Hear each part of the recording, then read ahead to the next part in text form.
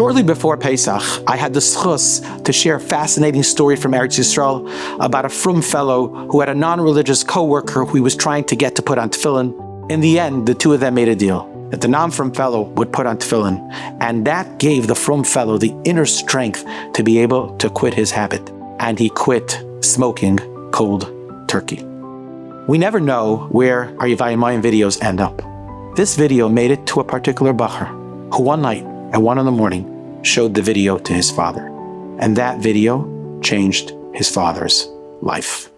Hi, my name is Zevy Silberstein. I've been listening to Vayimayim for quite a while. It was Wednesday night when my son showed me this clip. Once I started listening to the video, I saw where he was going to. He was trying to convince me to stop smoking. The next morning, it was Thursday afternoon, I go downstairs to Mincha. I work on focus camera, and I see a person with a little yarmulke loading the new vending machine that we have in the company.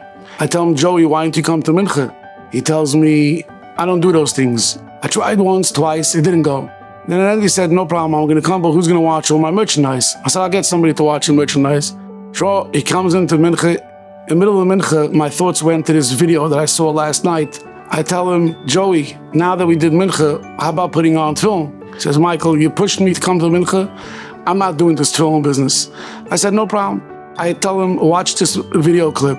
Of course, all my other employees came to look at this Vayimayim clip, and there goes the story with the cigarette where the two people made a deal. He finishes the video, and I said, what do you want from me now? I said, go home, think about it. I'm ready to make this deal with you. And right away when I said that, I said, oh my gosh, I really made this deal. If he accepts it, I gotta stop smoking. He asked my employees how much was I smoking. So they all told him about a pack and a half a day. And I truly was smoking a pack and a half a day. And I tried many times to stop. My wife, my kids, it just wasn't going. This was Thursday afternoon. Friday, right before Shabbos, I get a message on my WhatsApp. Hi, I would like to get the video clip from this Vayimayim that you showed me by Mincha because my wife wants to see it. I said, that's trouble because it looks like he's taking my deal. I sent him the clip and I wished him good Shabbos. Sunday afternoon, I happened to be out of town for a show.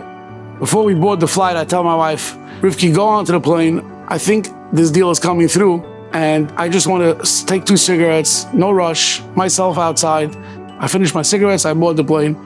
I land in New York, 12:30 Monday night, and there's a clip on my phone. I'm taking the deal.